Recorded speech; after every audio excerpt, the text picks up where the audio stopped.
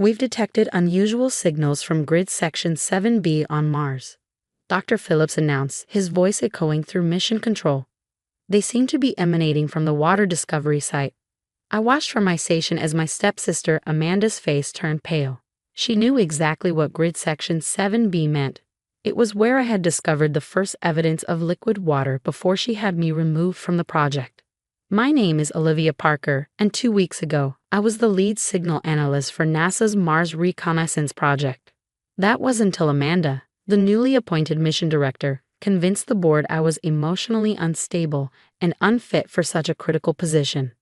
The irony of the situation wasn't lost on me as I watched her frantically tap at her tablet, trying to make sense of the incoming data. The signals were unlike anything we'd seen before. Complex patterns that seemed to pulse in rhythm with the Martian water's subsurface movements. Dr. Foster, Amanda called out, her voice tight with barely controlled panic. Can you make anything of these patterns? The older scientist shook his head, his forehead creased with confusion. These aren't standard electromagnetic frequencies. The algorithm isn't recognizing any known patterns. Of course it wasn't. The signals were encoded using a system I had developed specifically for the Mars Water Project, a system I hadn't shared with anyone yet when Amanda orchestrated my removal. I leaned back in my chair, remembering the day everything changed. I had just confirmed the presence of liquid water beneath the Martian surface using a specialized frequency detection method I'd spent years developing. It was the breakthrough we'd been waiting for, proof that Mars could potentially support life. This is impossible, I had whispered, double-checking my readings. Amanda, look at this. My stepsister had rushed over, her eyes widening as she saw the data. But instead of sharing my excitement, she had quickly composed herself and said, I'll take it from here, Olivia. Why don't you take a break? I should have known something was wrong by the way she couldn't meet my eyes. Within hours, she had called an emergency board meeting, presenting my discovery as her own while simultaneously questioning my mental stability. Dr. Parker has been showing signs of extreme stress, she had told them, her voice dripping with fake concern. She's been working excessive hours, seeing patterns where none exist. I'm worried she's becoming a liability to the mission. Now, watching the chaos unfold in mission control, I felt a strange sense of calm. The signals were getting stronger, more insistent. Whatever was happening beneath the Martian surface, it was trying to tell us something. The frequency is changing, someone shouted. It's like it's responding to our probe's presence. Amanda spun around, her perfectly maintained composure finally cracking. That's not possible. Run a full diagnostic on all systems. I knew what they would find, nothing wrong with the systems, just an increasingly complex series of signals that only I could understand. The encoding method I developed wasn't just about detecting water. It was about understanding its behavior, its interaction with the Martian environment, and potentially, its relationship with something we hadn't even imagined yet. Ms. Parker. Dr. Phillips' voice cut through my thoughts. You were working on signal analysis before your departure. Any insights? Before I could respond, Amanda interrupted. She's not authorized to access this data anymore. We'll figure it out ourselves. But the tremor in her voice betrayed her uncertainty. The stakes were too high now. This wasn't just about professional rivalry or family dynamics. This was about potentially the biggest discovery in human history. Actually, I said, standing up slowly, I think I might be able to help. I walked over to the main display, aware of every eye in the room following me. Those patterns you're seeing, they're not random. They're encoded using a specialized algorithm I developed for the water detection project. The room fell silent. Amanda's face went from pale to red. You never submitted any documentation about a new algorithm, she said accusingly. I was going to. I replied calmly, the day you had me removed from the project. Dr. Phillips stepped forward, his scientific curiosity overriding any political concerns. Can you decode these signals? I nodded, my heart racing despite my outward calm. I can. But I'll need full access restored to my systems and complete autonomy in my analysis. Absolutely not. Amanda protested. She's trying to manipulate the situation. But as if to punctuate my point, the signals suddenly intensified, creating patterns across every screen in mission control. The message was clear: something was happening on Mars, something unprecedented, and I was the only one who could understand what it was trying to tell us. Dr. Phillips looked at Amanda, then at me, then at the increasingly complex display of signals. His decision was visible on his face before he even spoke. Restore Dr. Parker's access. Full clearance immediately. As I sat down at my old station, I could feel Amanda's glare burning into my back. But it didn't matter anymore. The truth was about to come out, and no amount of office politics or family drama could stop it. The signals from Mars continued their mysterious dance across my screen, and for the first time in 2 weeks, I allowed myself to smile. Sometimes the best revenge isn't about getting even. It's about being exactly who you are, exactly when it matters most. Let's see what Mars is trying to tell us, I whispered, my fingers flying across the keyboard as I began to decode the message that would change everything. For the next 12 hours, I immersed myself in the signals while Mission Control buzzed with nervous energy around me. The patterns were more complex than anything I'd seen before, suggesting that whatever we discovered wasn't just water, it was something far more intriguing. Dr. Phillips, I called out, not taking my eyes off the screen. Look at this frequency modulation. The water isn't just present, it's moving in coordinated patterns. He leaned over my shoulder, his breath catching as he saw the data. This is unlike anything we've ever recorded on Mars. Amanda hovered nearby, trying to maintain her authority while clearly feeling it slip away.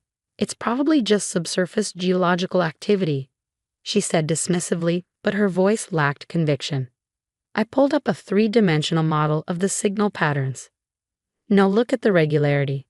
These aren't random movements. There's a distinct sequence repeating every 47 minutes. The room fell silent as I manipulated the model, showing how the water's movement corresponded with the signals we were receiving. Years of research, countless nights spent developing my algorithm. It was all leading to this moment. The water, I explained, my voice steady despite my racing heart, seems to be flowing through what appears to be artificial channels. Artificial? Amanda scoffed. That's impossible. You're seeing what you want to see. Dr. Phillips held up his hand, silencing her. Continue, Dr. Parker. I brought up another screen showing the decoded signal patterns. These aren't just electromagnetic frequencies. They're carrying information, specific sequences that repeat and evolve. It's almost like what? Dr. Phillips leaned closer. Like a language, I finished quietly. The silence that followed was deafening. Amanda's face had gone from skeptical to ashen. She knew what this meant. If I was right, this wasn't just about finding water on Mars. This was about finding evidence of intelligent design, possibly even ancient Martian technology. We need to inform the board immediately, Dr. Phillips said, reaching for his phone. Wait. Amanda stepped forward. We can't go public with this yet. We need more verification, more tests. Like the verification you needed before removing me from the project? I asked calmly, never taking my eyes off the data streams. Before she could respond, new signals started pouring in. The patterns were changing, becoming more urgent. I frantically typed, trying to keep up with the incoming data. Something's happening, I announced, my fingers flying across the keyboard. The water movement is accelerating. The channels, they're activating in sequence. The main screen filled with streaming data, the patterns now visible to everyone in the room. Even those who couldn't decode the signals could see that something extraordinary was occurring. Dr. Parker, Dr. Phillips's voice was tense. What exactly are we looking at? I took a deep breath, knowing my next words would change everything. I believe we're watching an ancient Martian system reactivate. The water isn't just present, it's part of something bigger, some kind of mechanism that's been dormant until now. Amanda stepped forward, her composure finally cracking completely. You can't prove any of this. This is exactly why we removed you. These wild theories without proper evidence. Actually, I interrupted, pulling up my original research files. I can prove it. These are my complete findings from before you had me removed, including preliminary evidence of the channel system. Evidence you buried when you took credit for the water discovery. The room went completely still. Every eye turned to Amanda, who stood frozen, her face a mask of shock and growing horror. Is this true? Dr. Phillips asked her quietly. Before she could respond, the signals suddenly intensified. New patterns emerged, more complex than before. I leaned forward, my heart pounding as I decoded them in real time. The system, I said, my voice barely above a whisper, It's not just channels. It's a network. An entire underground network of interconnected waterways, and it's all coming online. The implications were staggering. This wasn't just a natural phenomenon. This was technology, ancient Martian technology, awakening after who knows how many millennia. How long have you known about this? Dr. Phillips asked Amanda, his voice hard. She stumbled over her words. I just thought. She didn't know, I said, finally turning to face them. She saw the water discovery data but didn't understand what it meant. She couldn't decode the signals, couldn't see the patterns.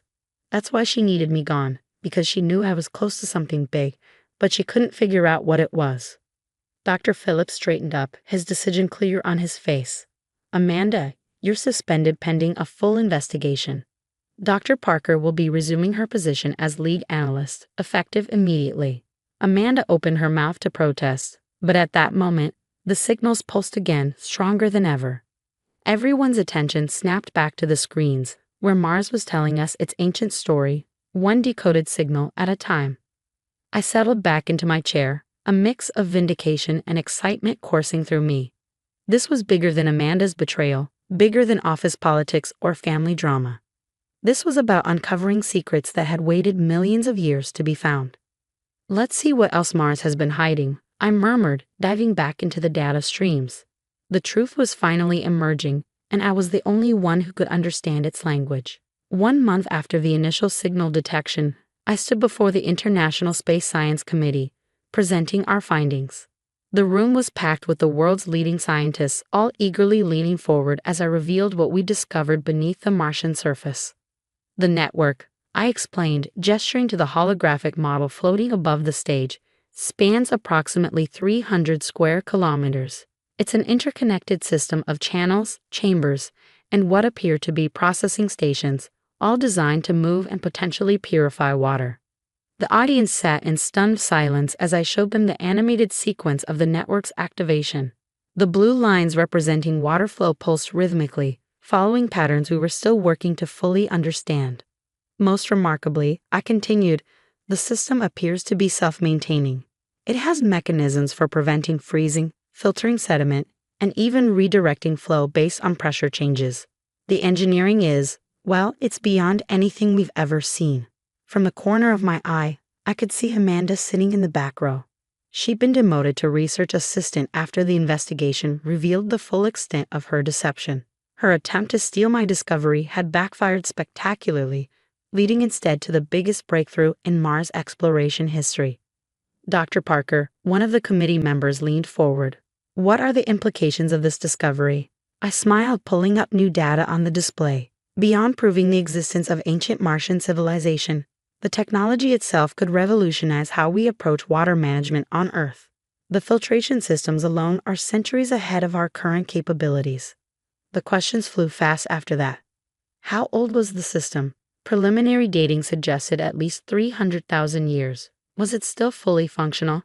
Remarkably, yes, though we were still learning its capabilities.